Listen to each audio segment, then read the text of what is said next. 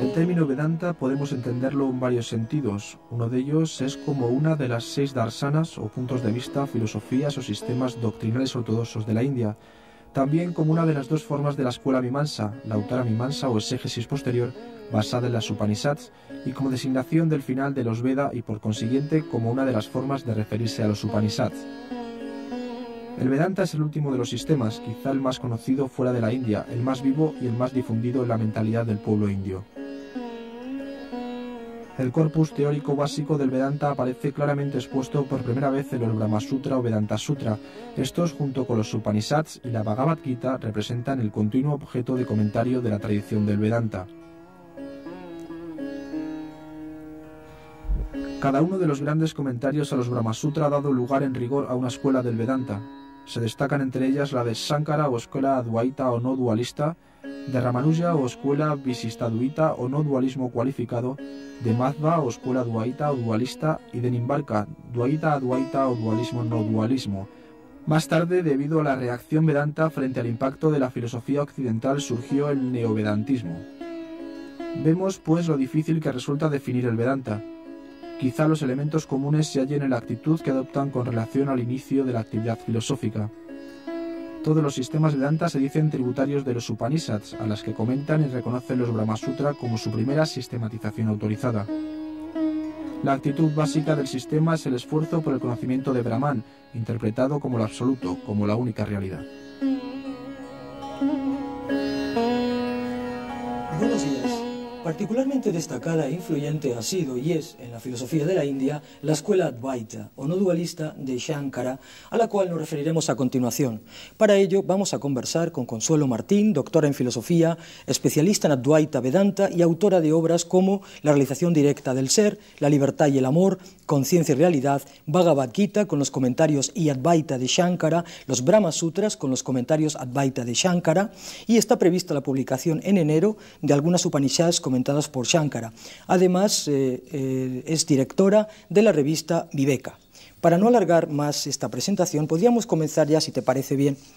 ¿Qué es lo esencial de la filosofía Advaita desde tu punto de vista? Entiendo que lo esencial de la Advaita es que es una metafísica que no fundamenta la realidad en el estado de conciencia de vigilia. El estado de conciencia de vigilia en el que hay un conocedor y algo conocido.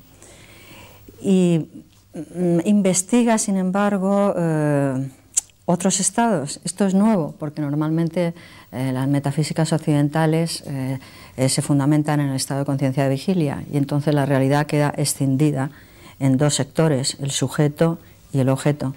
Para la Advaita, la fundamentación de la realidad está en un nuevo estado de conciencia, llaman cuarto estado, Turiya, y para eso se investigan el estado de vigilia, el estado de sueño profundo, y el estado de conciencia de unidad. Ellos prefieren decir Advaita porque Advaita es no dualidad, y al decir unidad se puede caer en el opuesto, unidad, multiplicidad, 1, 2 y toda la serie. Entonces, no dualidad, y no se dice nada más, porque el pensamiento es dualista. La peculiaridad, además de que esto es lo esencial, que fundamenta la realidad en un estado nuevo de conciencia y no en el habitual. Y el estado de conciencia habitual, que consideramos que percibimos la realidad, considera un estado limitado, que nos da una realidad ilusoria, es decir, deformada por nuestras percepciones, sensaciones y pensamientos, básicamente por los sentidos corporales y la interpretación pensada. ¿Y existe otra alternativa? Existe el discurso tuyo. Sí. Bueno, la posibilidad de abrirse a un nuevo estado de conciencia significa que es posible una realidad absoluta, una verdad absoluta y una realidad absoluta. Mientras que desde el punto de vista del estado de conciencia de vigilia, con la dualidad sujeto y objeto, la realidad siempre es relativa. Y por supuesto, una realidad relativa y una realidad ilusoria es lo mismo. La física actual, la microfísica, ya nos ha dicho que la realidad en su fundamento, en su base, es mera relación, es decir, son estructuras matemáticas. También Pitágoras dijo que la esencia de la realidad era el número. Pues no nos debemos extrañar que muchos siglos antes, en los libros sagrados de los Vedas, se hablara de que la realidad que conocemos y que percibimos habitualmente es Maya. Maya significa, claro, porque ¿no? Maya significa medida. Entonces es medida, es una relación. Maya es medida y una relación no es la realidad, es una manera de ver la realidad. Entonces, en ese sentido se habla de que esta realidad es ilusoria, una manera limitada de ver la realidad que crea una realidad relativa. Podríamos decir un poco, como decía Korzybski, la relación esa mapa-territorio. ¿Estaríamos ante mapas? Sí, yo diría que... Utilizando esa efectivamente, yo diría que se trata de un campo de experimentación, un campo en el que se pueden tener distintas experiencias, que la realidad es este campo y que las experiencias dependen del sujeto que experimente. Entonces, según el estado de conciencia del sujeto, que depende de su comprensión, etcétera, de las limitaciones, de su conocimiento, así es la percepción de la realidad. Entonces, habría mucha posibilidad de realidades relativas, según los sentidos corporales, según la interpretación pensada, según los instrumentos que se apliquen para interpretarla. Entonces, ese campo de experimentación es, digamos, ilimitado. Por lo tanto, a mí me parece que la filosofía Advaita nos abre a posibilidades nuevas, porque ¿por qué limitarnos a la realidad que estamos habituados todos los días a tener una realidad subjetiva interpretada por el pensamiento, repetida por la memoria y captada sensorialmente con unos sentidos limitados, los 5 sentidos que tenemos? Sí, podríamos nos encontramos descubrir con algo niveles, más. En efecto, pero nos encontramos con 2 niveles, el nivel de la práctica y el nivel de la teoría. ¿Cómo el Advaita Vedanta resuelve esto? Esto es muy interesante, efectivamente. La teoría solamente, bueno, a diferencia de otras filosofías como las que conocemos de Occidente, la teoría es solamente para aclarar racionalmente el camino, pero la filosofía, la metafísica, Vedanta Advaita, es eminentemente práctica. Al ser práctica, podríamos decir que es científica en el sentido de que es verificable, que es comprobable. Ahora, es comprobable en la propia conciencia del que investiga. No se verifica con instrumentos exteriores, porque no se busca la conciencia alienada ya a través de los sentidos y del pensamiento. Se busca la conciencia originaria en sí misma. Entonces, la investigación Advaita hace una investigación en la conciencia misma del que investiga. Esto produce una realidad distinta de la conocida, una realidad no conocible, porque no es subjetiva ni objetiva. Diríamos, sería subjetiva. No, se rompe la relación sujeto y objeto. Ni es una realidad personal ni subjetiva, ni es una objetivación, una realidad objetiva, un objeto de conciencia. Es la conciencia en sí, la conciencia que después podrá representar, programar, hacer todas las realidades, toda clase de nombres y formas, nama, rupa, toda clase de, digamos en el lenguaje platónico, de sombras, puede representar todas, está en potencia en esa conciencia todas las realidades relativas. Pero la conciencia en sí es la única realidad absoluta, Brahman, según el Advaita. ¿Y Atman qué representaría en la doctrina de Advaita? ¿Qué es el Atman? Pues el Atman es el ser del hombre. El ser humano, desgraciadamente, vive alienado, como sabemos, vive hacia afuera, extrovertido, pendiente de las sensaciones corporales, pendiente de las imágenes, pendiente de lo externo. Esta alienación le mantiene, digamos, alejado de su verdadero ser, del que solamente percibe algunos reflejos. Esto huele un poco a lo de la caverna de Platón, ¿no? Hombre, es que Me vienen reminiscencias. Es que mira, toda la sabiduría del ser humano se ha llamado filosofía perenne a la sabiduría que se puede sacar de todas las tradiciones. Y es absolutamente la misma. O sea que la parte de sabiduría, es decir, la parte de sabiduría yo entiendo que es la parte vivencial, lo que los sabios han vivido y luego los descubrimientos que han hecho en su conciencia y luego han comunicado a los demás, es igual en todas las tradiciones.